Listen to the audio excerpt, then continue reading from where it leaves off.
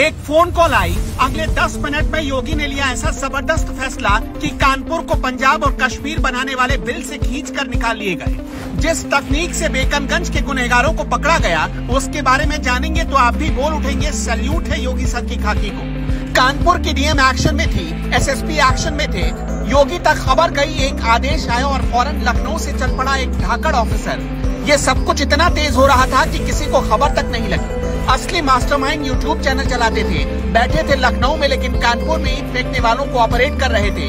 उन्हें लगा चलो बच गए। तभी योगी के धाकड़ ऑफिसर की एंट्री हुई और फिर गजब हो गए। उस ऑफिसर ने खाकी के संसाधनों का इतना जबरदस्त इस्तेमाल किया कि गुनहगारों की सारी चालाकी पिताजी के पॉकेट में चली गई। उस अधिकारी ने जिस टेक्निकलिटी का प्रयोग किया वो बहुत ही सामान्य है, लेकिन ज्यादातर मामलों में यूपी पुलिस के कई अधिकारी उसका सही इस्तेमाल नहीं कर पाते। अगले 3 मिनट में आपको यही समझाने वाले हैं कि योगी के पास जैसे ही बेकनगंज की खबर आई, अगर उसके अगले 10 मिनट में वो एक्शन नहीं लेते तो कानपुर की तस्वीर अलग हो जाती। शायद उसे कश्मीर या पंजाब बनाने की तैयारी थी।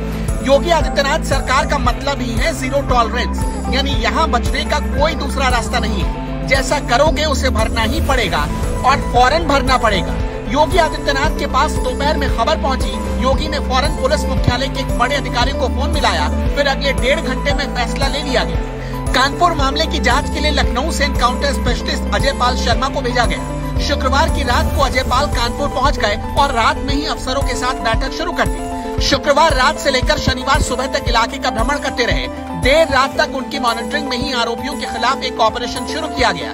अजय पाल शर्मा ने सबसे पहले ह्यूमन इंटेलिजेंस को एक्टिवेट किया। इसके चंद घंटों के बाद रिजल्ट योगी सरकार की टेबल पर था। बेकनगंज मामले का एक आरोपी जावेद अहमद यूट्यूब चैनल चलाता था और लखनऊ के हजरतगंज में उसका ऑफिस था। इसी ऑफिस में सारे बेकनगंज के आरोपी छिपे थे। हयात जफर हाशमी जो कि मुख्य साजिशकर्ता था, जावेद अहमद खान, मोहम्मद राहिल और मोहम्मद सुफियान। इनके जरिए बाकी 35 आरोपियों की पहचान हुई। अब तक कुल 3 प्राथमिकी दर्ज हुई है, जिसमें 2 प्राथमिकी खाकी ने ही दर्ज की है, जबकि तीसरा यतीम खाना के पास चंदेश्वर हाते में रहने वाले लोगों ने दर्ज करवाई।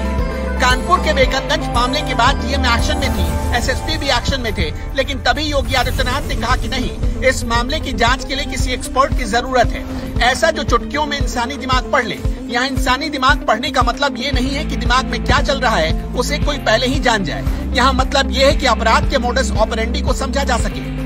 अब आपको ये भी समझना पड़ेगा कि जिस तकनीक यानी ह्यूमन इंटेलिजेंस का इस्तेमाल हुआ, आखिर वो होता क्या है। ह्यूमन इंटेलिजेंस को आप सुपर जीनियस कह सकते हैं। खाकी की भाषा में इसे मुखबिर भी कहा जाता है। इसमें अधिकारी अपने विवेक और अनुभवों का इस्तेमाल करते हैं। इसमें किसी अपराध के मोडस ऑपरेंडी का पता लगाया जाता है, फिर उसके आधार पर तय किया जाता है कि अपराधी किस हद तक सोच रहा होगा और उस पर रिएक्ट कर रहा होगा। उस अपराधी के आसपास रहने वाले लोगों के बारे में पता लगाया जाता है, उसकी साइकोलॉजी रीड की जाती है। ऐसे लोगों को पुलिस अपना मुखबिर बनाती है जो उस अपराधी के आसपास रहते हैं, फिर उनसे सारी जानकारी निकलवाती है। अनुभवों के आधार पर एक डेटा तैयार किया जाता है और फिर उसे अपराधी को पकड़ने के लिए इस्तेमाल किया जाता है। वैसे ह्यूमन इंटेलिजेंस ज्यादातर मामलों में सटीक ही साबित होते हैं। अब आप ये भी समझिए कि अजय पाल शर्मा के कानपुर पहुंचते ही योगी सरकार का मिशन क्यों कामयाब हो गया।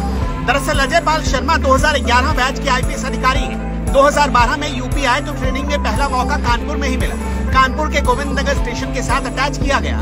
कानपुर में अपने व्यवहार कुशलता की वजह से अच्छे संपर्क बनाए और बेकनगंज के मामले में उसी कॉन्टैक्ट ने अपना काम कर दिखाया। इसलिए योगी सरकार ने बड़ा सोच समझकर अजय पाल शर्मा को कानपुर भेजा था। योगी सरकार के इस धाकड़ ऑफिसर की जाबाजी, सोच और फौरन रिजल्ट देने की क्षमता पर आपका क्या कहना है? उसके स्टाइल पर आप क्या कहना चाहते हैं? हमें कमेंट बॉक्स में अपनी राय जरूर बताइएगा। बने रहिए हमारे साथ। हम हैं उपसंहार न्यूज।